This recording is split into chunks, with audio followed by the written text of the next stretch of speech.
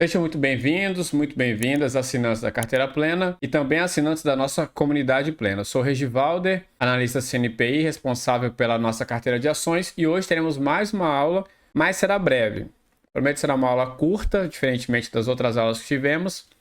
Entendo que essa aula é importante porque hoje nós vamos conversar sobre as principais medidas estatísticas utilizadas no ramo dos investimentos. É claro que aqui é bem superficial, e ela tem a finalidade principalmente para a gente poder entender melhor o gráfico da nossa carteira, que nós temos medidas estatísticas da carteira, e assim todos poderão ter uma noção exata do que está acontecendo com a carteira e quais as probabilidades de que algo ruim ou bom venha acontecer de acordo com as variações de mercado, né? Claro que sempre baseando-se no histórico daquilo que já aconteceu. E a primeira coisa que eu quero comentar com vocês é algo que eu vejo muito pela internet, né? E é muito comum as pessoas confundirem. Vai estar um pouco reduzido aqui, mas vocês vão entender na prática no Excel. A diferença de retorno linear e retorno logarítmico. É justamente essa diferença de retorno linear e retorno logarítmico, que é muito comum nós vermos no dia a dia, né? Qual que é a diferença deles e principalmente a fórmula como ela é utilizada. Vou jogar logo aqui no Excel, porque ali o zoom não favoreceu, e vamos para cá. Aqui eu peguei os dias, os fechamentos da Petrobras mensais, eu peguei os fechamentos mensais para a gente poder conversar sobre os fechamentos. Então aqui tem a data e aqui tem o valor da Petrobras desde 2015. Eu reduzi, olha, era R$4 e ela veio para R$32. Um belo de uma valorização, não, uma bela de uma valorização. Chazinho, porque eu estou reduzindo o café agora. E como que é o retorno linear? Esse daqui eu já fiz, né? Mas daqui para frente eu vou explicar como que foi que eu fiz. Na verdade, eu vou logo apagar para todo mundo ver como é que é. Então, o retorno linear, ele é basicamente aquilo que a gente aprende, né? Que é igual o valor é o valor final dividido pelo valor anterior menos 1. Isso daqui também é igual àquilo que a gente conhece, né? Qual que é o final menos o inicial dividido pelo inicial. Isso daí é uma matemática mais difícil, né? Assim, difícil não, mas é pouco prática. Então, se você dividir o final pelo inicial menos 1, você vai ter o retorno linear. Eu só vou voltar aqui para não estragar algo que eu fiz aqui anteriormente. Então é isso que nós vamos ter. Esse aqui é o retorno linear que nós temos. O valor final, que é exatamente isso daqui, igual esse dividido por esse menos 1. E assim vai. Aqui ele vai dar um decimal. Qual que é o grande problema do... Eu vou mostrar o linear, que é esse aqui, e agora o logarítmico. O logarítmico, ele é o quê? É quase a mesma coisa, só que em vez de ser o valor final sobre o inicial menos 1, vai ser igual ln. O que é ln? É logaritmo neperiano, né? O logaritmo, normalmente, você escolhe a base, né? Base 10 é mais comum. Aqui a base dele é o número de Euler, que é a letra E. Então você divide esse por esse. E aí você vai ter o retorno logarítmico. Qual que é a diferença? Normalmente, quando você tem um conjunto de dados muito grande, você utiliza o logaritmo quando você quer comparar isso no tempo. Só que isso daí é uma teoria da diferença. Na prática, em termos de resultado, não muda muita coisa. Vou calcular o beta. Você pode calcular tanto pelo retorno logarítmico quanto pelo retorno linear.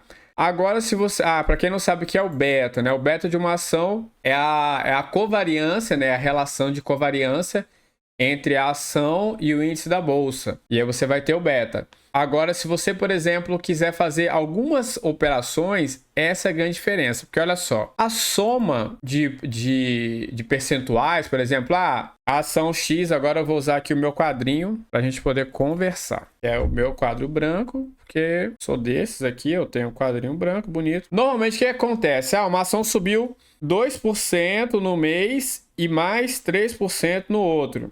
O desavisado, ele vai fazer o quê?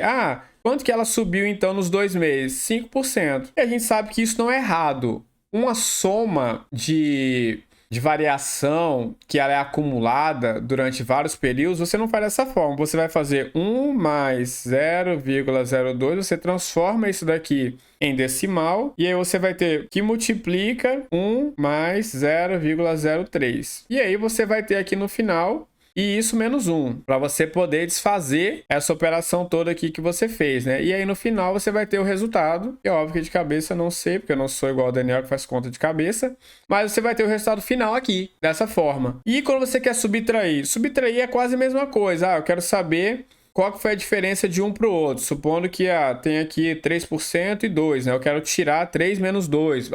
Na prática, a ação subiu 10%, eu quero descontar a inflação. A ação subiu 10% e a pessoa teve uma inflação no período lá de 6%. Aí ele fala, subiu no período 4%. Não subiu 4% em real, né? Que a gente fala, né? Ganho real. Não foi ganho real de 10%, não. Vamos supor que a taxa, o IPCA, né? Os juros lá, a taxa longa, seja 10%, o pré-fixado, e a inflação tenha sido 6%. Não são 4%. Você vai fazer 1 mais 0,1.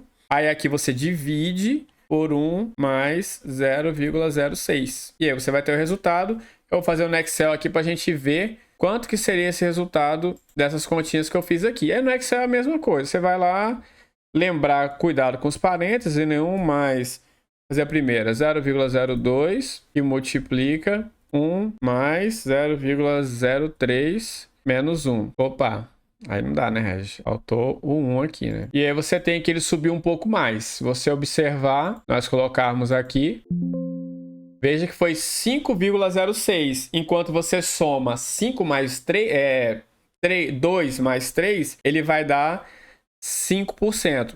E no outro caso que nós fizemos aqui, o da inflação, nós vamos ter 1 mais 0,1, que divide 1 mais 0,06 menos 1. Se não botar igual, né, a fórmula não vai funcionar. E aí você vai ter que o contrário daquele, né? Você teve uma rentabilidade menor do que 4%. Se você tivesse colocado aqui, como eu falei, né? Tivesse colocado aqui, como eu falei, aqui deu 4%. Sendo que, na verdade, não foi 4%, né? Nós vimos que foi 3,77%. Então, você vai ter um erro de cálculo.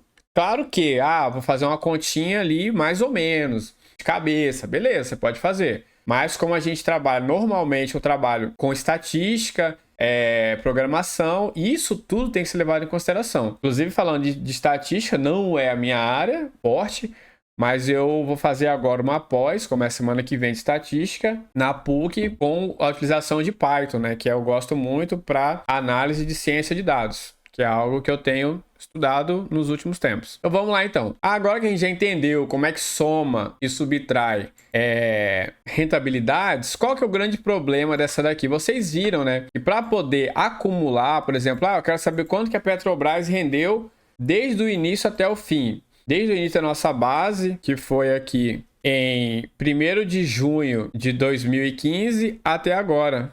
Então, se eu fosse fazer isso no braço, como é que eu faria? Eu teria que somar, que nem eu fiz aqui, 1 mais o retorno, né? Eu faria para todos os valores. Aí, no final, o que eu teria que fazer? Multiplicar 1 por 1, porque é o produto, né?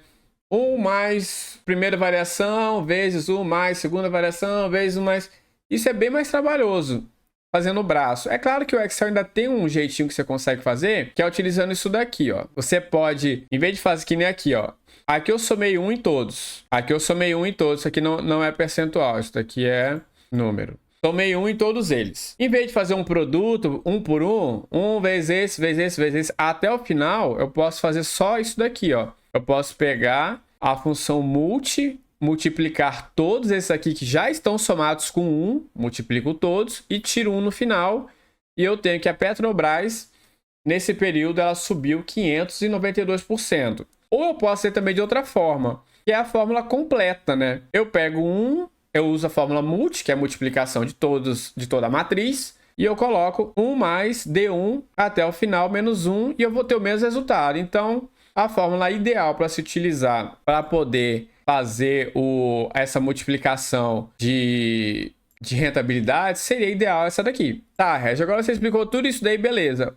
Qual que é a diferença da logarítmica? A logarítmica, como nós colocamos aqui, primeiro que a diferença dela para outra é bem pequena. Aqui é 1,09, aqui é 1,10. Aqui é 6,40, aqui é 6,20. Ela começa a dispersar. As diferenças começam a a ficar maior. Isso daí pode prejudicar. A grande diferença do retorno linear é o que acontece do retorno logarítmico.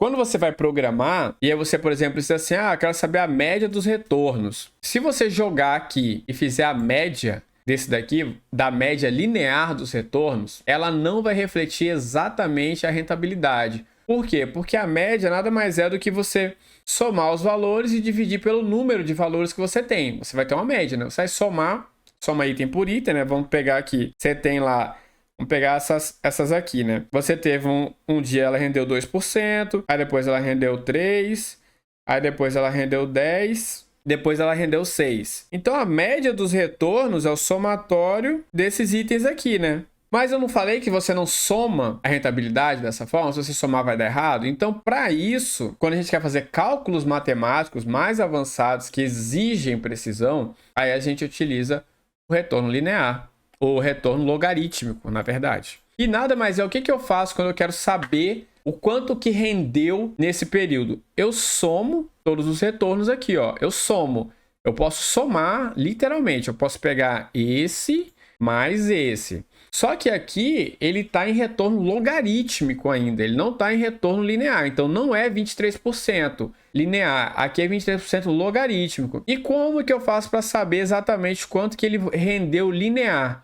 Aí eu converto essa situação. Deixa eu até abrir no blog, esse daqui é o blog do Rafael Lavrado, ele tem alguns cursos na Udemy, quem quiser fazer, são cursos bem interessantes, ele é muito bom nessa área de análise quantitativa em Excel e em VBA. Antes de eu começar a programar em Python, eu acompanhava muito. Então aqui você tem a explicação do retorno linear, que ele coloca aqui, que é bem legal. Aqui a forma do retorno linear e aqui a forma do retorno logarítmico, que eu expliquei para vocês e mostrei. Ele explica várias coisas, né? E a vantagem do retorno linear ele coloca aqui, né? Do retorno logarítmico, que é justamente você somar isso daqui. Só que, quando você termina de somar, você vai ter o resultado em logarítmico. E você precisa dele em linear. Para converter, fiz as contas, achei o retorno logarítmico. Para converter em linear, eu vou lá e faço isso daqui, ó.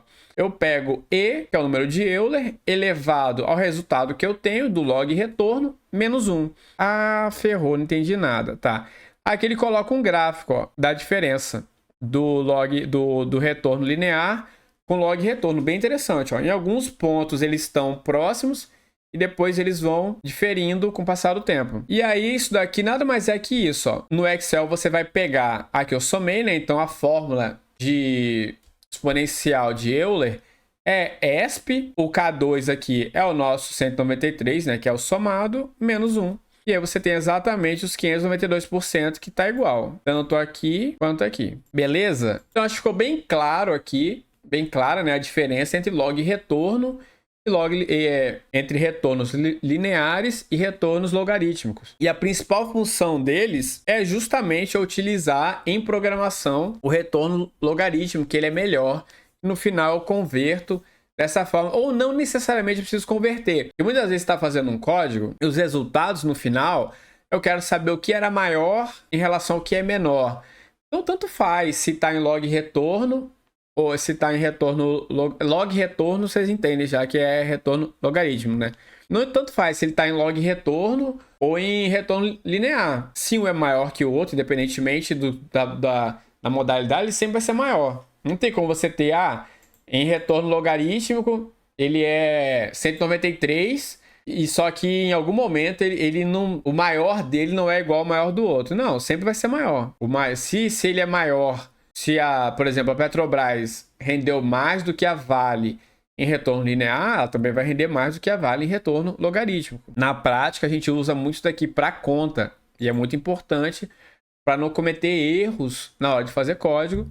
Esse daqui a gente utiliza muito, tá ok? Olá, pessoal. Agora que a gente já entendeu o log retorno, log linear, por que eu quero fazer isso? Porque agora a gente vai olhar, por exemplo, os nossos dados estatísticos, né? Aqui. Esse daqui é o modelo da nossa apresentação que a gente tem da nossa carteira, para aqueles que não são assinantes. Nós temos esses dados aqui todos os meses. Esse daqui não é o da carteira, mas ele simula muito bem aquilo que a gente precisa. Então aqui nós temos, ó. E aqui ele já coloca, por exemplo, o retorno cumulativo e ele coloca a escala aqui, ó. se você observar, aqui ele está em outra escala. Ó. Log escala, que seria a escala de retorno logarítmico. A diferença, se está ganhando aqui, está ganhando lá também. O que muda são alguns pontos na curva. Isso daqui é importante você saber, só para poder entender, para saber o que é log retorno, o que é retorno linear. Então você já sabe exatamente o que é isso daqui, ok? Agora vamos continuar com a nossa aula. Existe uma coisa em estatística, que são os tipos de distribuição.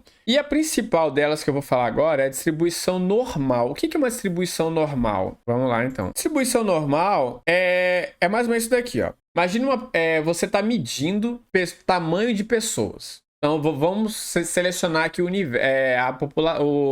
a nossa amostra. São homens. E aí você está medindo. Então você chega no momento que você vai ter mais ou menos assim, ó. De 100 homens, você vai ter, ó, a maioria deles é entre 1,70, entre 1,60 e 1,70. Você vai ter um gráfico mais ou menos assim. Você tem aqui você vai ter a quantidade que isso acontece. Não, vamos lá. Você vai ter mais ou menos assim, ó. Aqui são as medidas, né? Você vai ter várias medidas de tamanho. Um homem de 1,10... Aí, de 1,10 a 1,20, você vai ter, assim, medidas... 1,20 não, né? Coloca 1,50, coloca 1,60, 1,70, 1,80 e 1,90. Você vai ter aqui as frequências, né? Colocar as frequências, quer dizer, quantos homens você vai perguntando, eles vão ter essa idade. Você vai perceber que, em média, o que vai acontecer? A maioria vai ter entre 1,70 e 1,80, uma barra assim. Aí depois você vai ter os mais altos, começa a reduzir, você vai ter menos aqui, e aqui assim, ó. Assim como os baixinhos também, você vai ter que eles são menos, né? Você vai ter cada vez menos. Exatamente essa a ideia. Imagine que se você perguntar para as pessoas, é justamente isso que vai acontecer, ó. Imagine que se você perguntar, você vai ter menos homens de 1,50 m, você vai ter um pouco mais homens de 1,60 m, um pouco mais de entre 1,60 m aqui e 1,70 m, né? E aqui no 1,70 é a maioria, por exemplo, entre 1,70 e 1,80, você vai ter assim, ó, a maioria tá aqui. Aí depois os mais altos começam a reduzir. Eles vão reduzindo também. É o que é muito normal isso daí. Normal da curva normal. Então é exatamente isso que acontece no mundo real, assim, no mundo físico, biológico, é muito utilizada a curva normal para você poder ter um desenho de uma população, de uma amostra, no número de frequências que isso acontece. Normalmente na economia, os economistas eles costumam, e é muito normal isso, fazer com que certas regras de física, por exemplo, sejam adaptadas à economia. E há estudos que é muito discutível isso, por vários autores, que o retorno de ações, eles obedecem uma curva normal. Por que curva normal? Porque eles fazem justamente isso daqui, ó. Isso aqui é a curva normal. Bem aqui é a média. Então aqui você vai ter a média e aqui você vai ter a distribuição. Exatamente isso seria uma curva normal.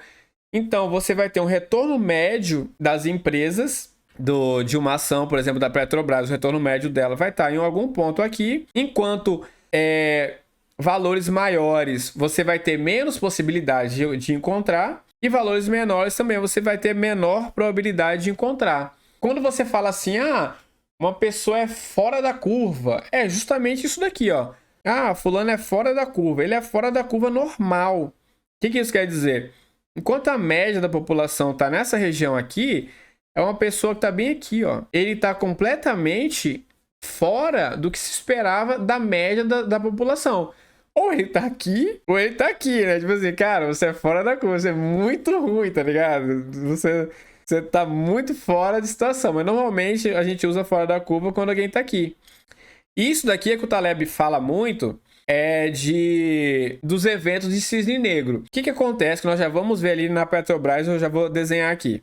Normalmente, você vai ter alguns eventos que eles estão fora da estatística normal. Por exemplo, pandemia da Covid. Fora de uma estatística. E é o que a gente chama de evento de cauda, que é justamente essa cauda aqui, ó, que é esse ponto aqui. São os eventos de cauda. É aquele que você tem pouca probabilidade de acontecer, porque ele está completamente fora do radar, mas caso eles aconteçam, eles têm um grande impacto nos resultados. E você pode ter um evento de cauda tanto positivo, que é isso que eu estou mostrando aqui, e um evento de cauda negativo. Seria uma rentabilidade, né, um retorno muito baixo do que o esperado. Um evento da Covid, ele estaria mais ou menos nessa região aqui, e um evento por exemplo, da Petrobras, um pré-sal, ele estaria aqui. E isso daqui, se você olhar, ele é uma curva côncava, que é o que o Taleb fala.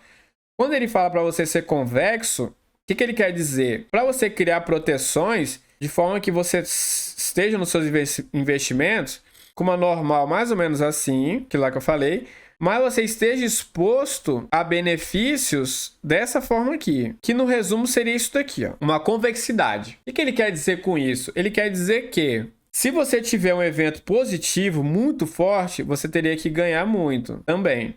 E se você tiver um evento negativo muito forte, você também teria que ganhar, que é o que ele chama de antifragilidade no livro dele, Antifrágil.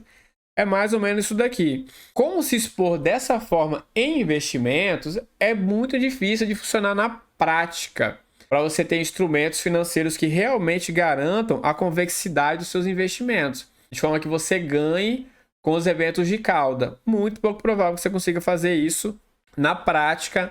Aqui você poderia, por exemplo, para deixar ele convexo, comprar puts de BOVA da sua ação, montar operações de forma que você consiga ficar convexo. Quem gosta muito de operações assim é o Fernando Roxo, né? Ele costuma montar operações dessa forma, com a venda de calls ou de puts e comprando puts mais baratas, né? Puts no pozinho, né? Que ele é muito famoso por isso, para poder fazer isso daqui. Na teoria funciona muito bem, mas na prática a gente vê que não é bem assim que funciona. Então vamos voltar para o nosso gráfico aqui. E aí a gente tem que ficar convexo nas pontas. Você entende agora por que alguém é chamado de fora da curva. Você pode sair da aula agora, porque você já aprendeu tudo. O que nós vamos fazer aqui agora? Nós vamos fazer justamente o desenho da Petrobras. Eu peguei a média. Então, na média, a Petrobras rendeu quase 3% naquele período todo, no mensal. Aqui eu fiz mesmo no retorno linear, porque o que eu quero mostrar não tem nada a ver com o número em si. O desvio padrão é 13%, e agora eu vou explicar o que é desvio padrão. Vamos lá. Vamos para o quadrinho aqui, e eu vou desenhar rapidamente o que é desvio padrão. Imagine aquele gráfico lá de novo. Tá, tem aqui. Imagine que você tem vários pontos de cotação de retorno. De cotação. Você tem um aqui, aqui assim. Você tem vários pontos, né? E aí você faz uma média. A média é uma medida péssima. E você não sabe, na verdade, se você pegar lá, a média é 50. Você pode ter 90 e 10. 90 mais 10, 50, dividido por 2. 90 mais 10, 100 dividido por 2, 50. Isso te fala alguma coisa? Não. Fala só que um cara é muito bom, que ele tem 90, e o outro é ruim pra caramba, que teve 10. Agora, quando você tem essa medida aqui no meio, aí você tem aqui a média. Imagina que isso aqui seja a média. O que eu quero saber? Diante de diversos pontos de resultados que eu tenho, como que isso varia entre os pontos específicos? O que eu quero dizer? Isso aqui, ó. Esse ponto aqui, ele tem essa distância da média. Esse daqui está mais perto. Esse está perto. Esse está mais longe.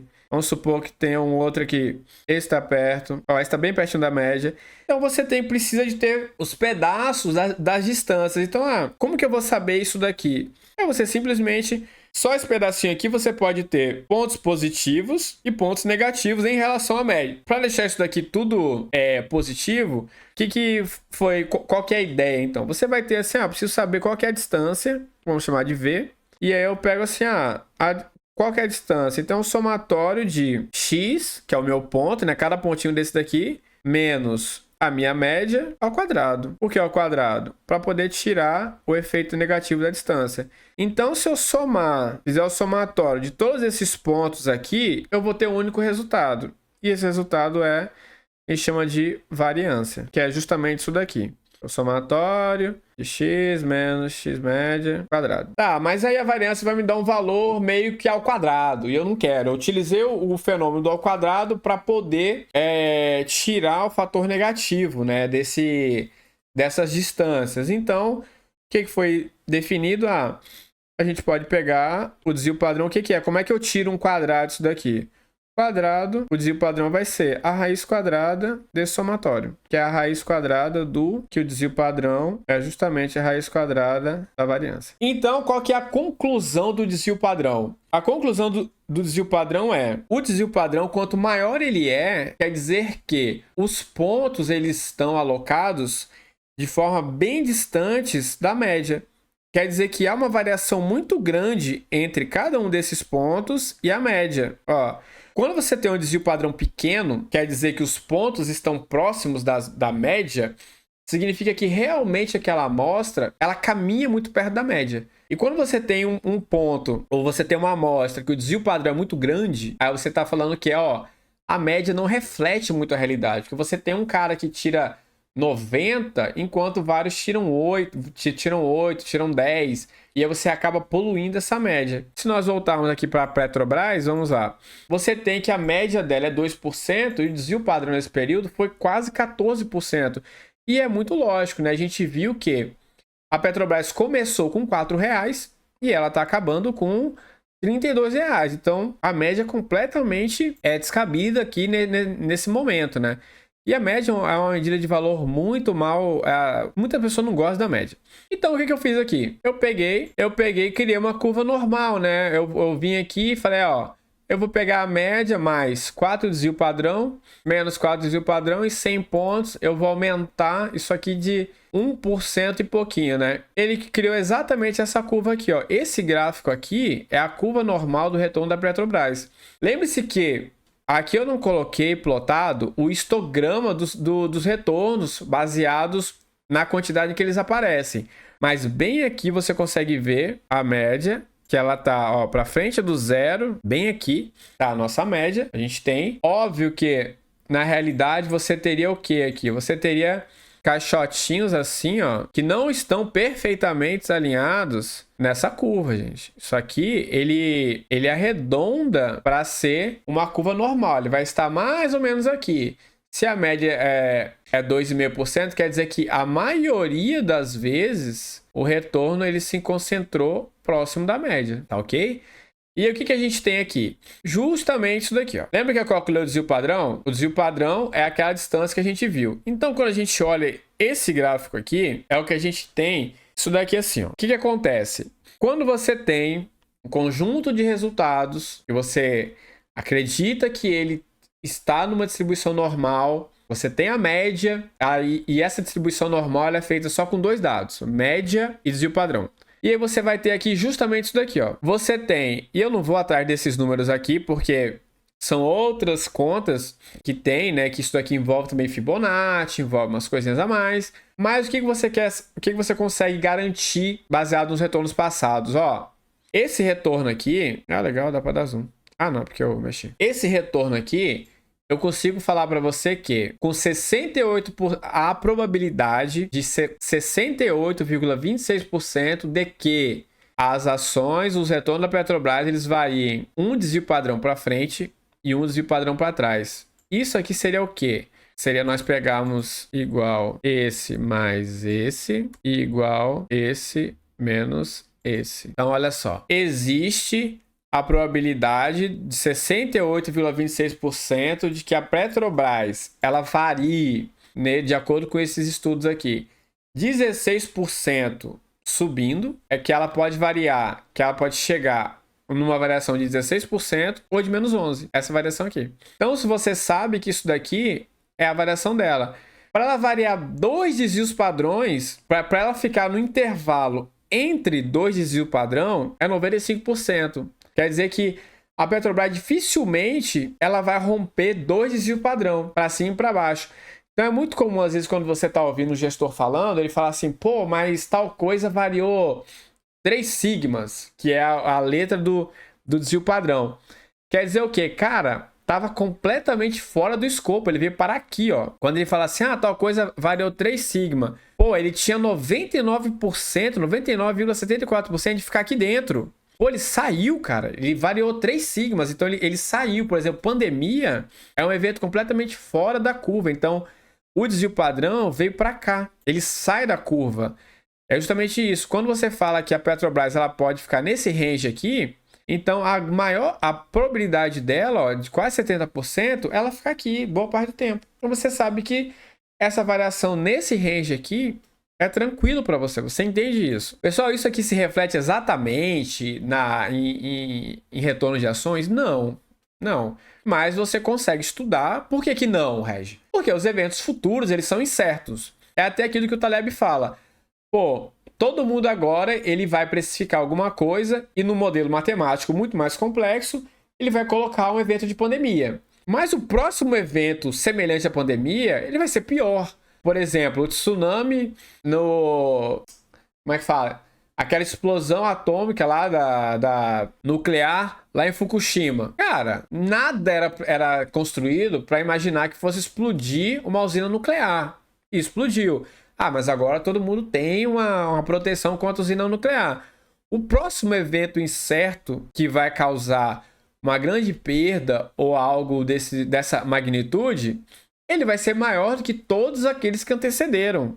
Então ele vai escapar. Não adianta você cada vez produzir mais formas de se defender, tentando imaginar como que vai ser o evento incerto futuro, baseando-se no passado, porque ele não vai ser igual no passado, pô. Nenhum evento catastrófico é semelhante ao que aconteceu no passado. Ele sempre inova em alguma coisa. Por isso que o Taleb é muito contra o tipo de curva normal. Agora, não dá também para viver esperando que uma catástrofe aconteça, porque a maior parte do tempo você vai estar aqui, ó, dentro desse rangezinho aqui que você escolheu, bem aqui nesse meio. A maior parte do tempo você vai estar aqui. Um sigma para frente, um sigma para trás. Sempre dentro desse desvio padrão, beleza? Então vamos voltar aqui para os nossos dados estatísticos da nossa carteira. E a gente já entendeu aqui o retorno cumulativo. Aqui nós já sabemos que isso aqui é o retorno no ano. Earnings on year.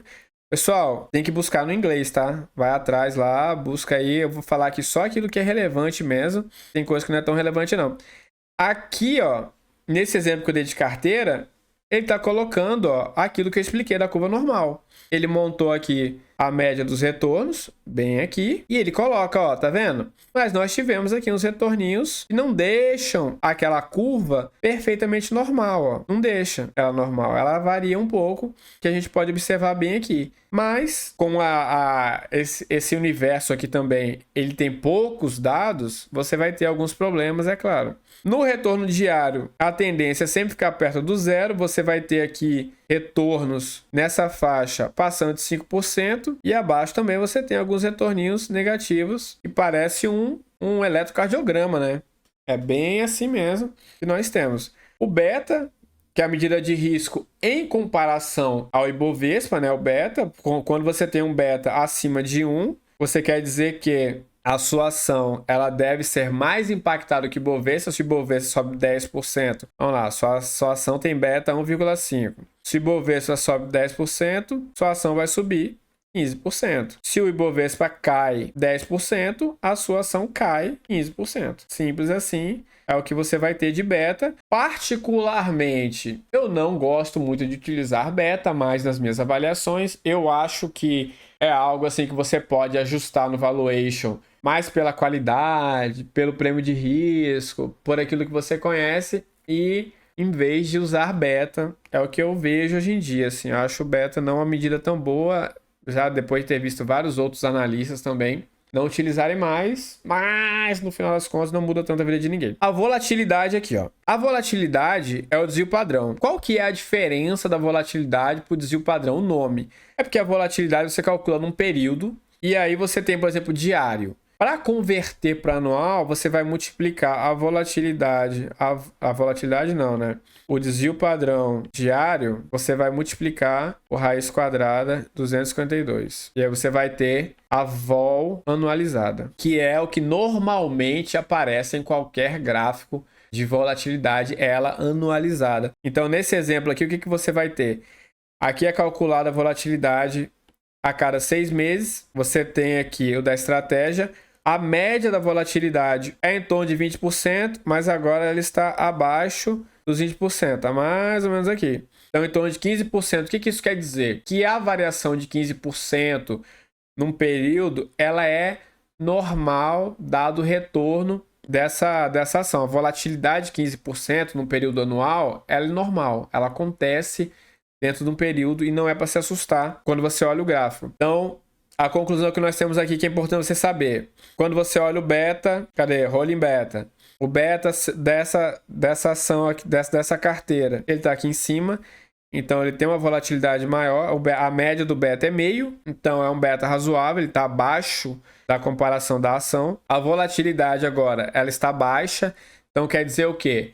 Quem está ingressando numa carteira que tem essa volatilidade aqui, ela está pegando um momento mais tranquilo dos últimos 6 meses. Então, quando você olha o rolling da volatilidade, você está falando que é uma janela rolante de 6 meses. Então, é sempre 6 meses para trás. O Sharpe, ele é uma medida de retorno. Então, como nós descobrimos, o desvio padrão é uma medida de risco. O desvio padrão é uma medida de risco. O Sharpe, ele é uma medida de retorno também, né? Por que é o Sharpe? Ele nada mais é do que você pegar o risco, na verdade, o retorno, né? Que você vai ter, o retorno dividido pelo risco. E aqui seria o retorno menos o risk-free, que seria a nossa...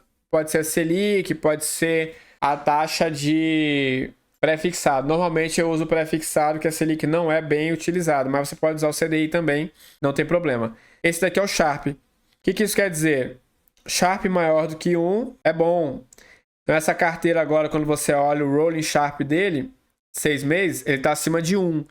Então ele está tendo uma rentabilidade melhor do que o risco que ele está tomando. E isso é bom para a carteira. Sortino também é uma medida semelhante ao do Sharpe, que eu não vou falar. E aqui nós vamos chegar no drawdown. Drawdown também é um tema interessante. Para isso eu vou usar uma outra tabela que eu tenho aqui. Esse material aqui eu utilizei do curso do Daniel, do Rafael Lavrado.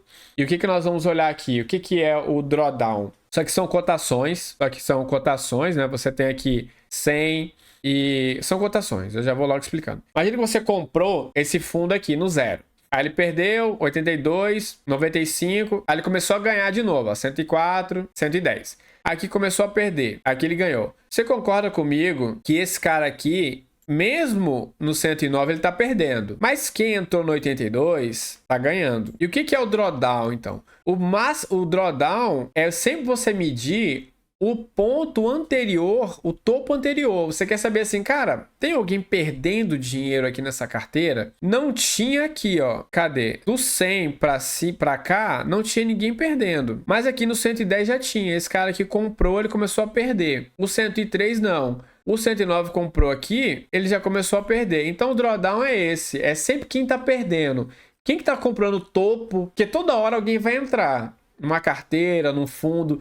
Então a rentabilidade do fundo não é igual. Esse cara que entrou aqui, nesse momento aqui, ó, chegou em 82. Aqui, 95. Esse cara que entrou no 100, ele tá triste, pô, ele tá perdendo. Ele ainda perdeu daqui até aqui. Esse que entrou aqui tá feliz. Ele tá ganhando daqui e aqui. E por que é importante você saber o máximo drawdown? Na verdade, o drawdown isso não me importa. Eu quero saber assim, cara, qual que foi a maior queda que nós tivemos nessa carteira? 20%. 20%. Provavelmente foi do 110 a 88. É isso que a gente precisa saber. O máximo drawdown. Então, quando a gente olha aqui numa lâmina, que normalmente tem o fundo, o máximo drawdown é justamente isso daqui, ó. Nessa carteira aqui, o máximo drawdown, ele saiu daqui e veio para cá. Uma baita queda. Sempre quem tá aqui embaixo, quer dizer que tem gente perdendo dinheiro, né? Você tá aqui embaixo, você tá perdendo dinheiro. A galera que tá perdendo em relação que tá no negativo. Então, o máximo drawdown é importante você saber. Mas é só para saber por que eu vou perder dinheiro? Não. É importante você saber o drawdown para que você veja aqui, ó. Ó, ele tem os drawdowns aqui embaixo na região de menos 10%. Então, era comum você ter perdas, mas o drawdown grande está aqui. Então, se você olhar os dados aqui, qual que foi o máximo drawdown? Está aqui, ó, 16%. Então, no pior momento, quem entrou no topo, ele perdeu 16%. E para que serve essa informação? Para você entender assim, ó, cara, nessa carteira, o máximo drawdown dela é 16%. Na nossa carteira do Position, o drawdown máximo, acho que são 40%. 40%. Para uma rentabilidade de 2.000% em 10 anos. O drawdown foram 40% do topo, maior topo ao maior fundo. Eu fiz simulações que eu cheguei a rentabilidades maiores, Só que era drawdown de 70%, 70 e tantos por cento máximo drawdown. Pô, não dá. Não dá, porque a pessoa não segura o dinheiro. E é importante você saber o drawdown, porque você fica assim, cara, eu tenho condições de perder 16%, ela já caiu 16%. Não, faz parte. Aí você aloca de acordo com o drawdown. Por exemplo, você tem empresas que têm uma volatilidade muito grande e o drawdown muito grande. Você vai colocar um percentual menor nessas empresas e também você vai saber que você vai ter oportunidade de comprar aquelas ações num preço muito barato, porque vai ter época que ela vai despencar e ela vai dar um máximo drawdown interessante para você fazer compra. Então, isso é o nosso drawdown. Você tem que saber sempre o máximo drawdown. Nessa carteira aqui, ó, ela está no topo histórico. A carteira, ela está bem no topo histórico. Ah, ela pode entrar num drawdown agora, violento? Cara, pode. Mas futuro, não tem como saber.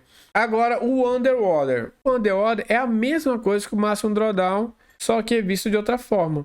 Então, aquele mesmo gráfico, o que o Underwater fala? Ó, o que está acontecendo? Quem comprou aqui, ele está perdendo, 95 perdendo. Quando ele chega no 104, ninguém mais está perdendo. Então, o Underwater enquanto ele está abaixo dessa linha, tem alguém perdendo dinheiro. Tem alguém se afogando, literalmente. Tem alguém se afogando. A meta quando está aqui no branquinho, ninguém está perdendo dinheiro. Aqui tem alguém perdendo dinheiro. É exatamente isso que é o Underwater. Quando a gente olha aqui nessa carteira, é exatamente, ó. Ela começou, e aí quando ela toca em alguns pontos aqui, você vai ter que ninguém está perdendo dinheiro. Bem aqui ele tocou, mas ele não é tão preciso, né? Ele toca aqui, ele veio bem aqui. Aí você tem momentos que ninguém está perdendo dinheiro. E por que é importante o Underwater? Porque o ponto mais baixo do Underwater é justamente o máximo drawdown. Nesse caso aqui foram 16%. Então o ponto mais baixo é o máximo drawdown. E a média em torno de 6%. O que isso quer dizer? Quer dizer que, em média, tem alguém perdendo 6% nessa carteira. Normal. Red, para que eu uso isso daqui? Simples. Se você não consegue suportar uma queda desse jeito aqui, você tem que repensar a sua estratégia, porque ela não vai te fazer bem. Você precisa entender o quanto você pode perder. E de outra forma eu sei que a minha estratégia, ela pode perder 15%, como já perdeu em outras vezes. E no exemplo aqui que o Rafael Lavrado coloca, ele coloca do Bitcoin. E veja que ele cria o gráfico do Bitcoin e o drawdown do Bitcoin de 25% era muito normal. E até 40% era normal. Para a carteira do Position, o Underwater, eu cuidei para que ele não fosse muito agressivo, para que não afastasse a gente da carteira, porque seria uma coisa ruim você ficar tomando sufoco o tempo todo com o gráfico Underwater. Esse daqui do plot, do gráfico de caixa, eu não vou colocar porque é canseira explicar isso aqui, depois vocês pesquisam. Pessoal, espero que tenha ficado bem clara aqui a ideia dessas medidas estatísticas. Elas são importantes, elas são relevantes, mas elas explicam o passado. Você pode inferir o futuro baseado em dados do passado. Aí você vai ter um trade-off, né? Uma empresa, ela não vai ser muito diferente do que ela foi no passado, mas ela passa por mudanças e isso tem que ser capturado. Por isso que muitas das vezes nós utilizamos janelas rolantes.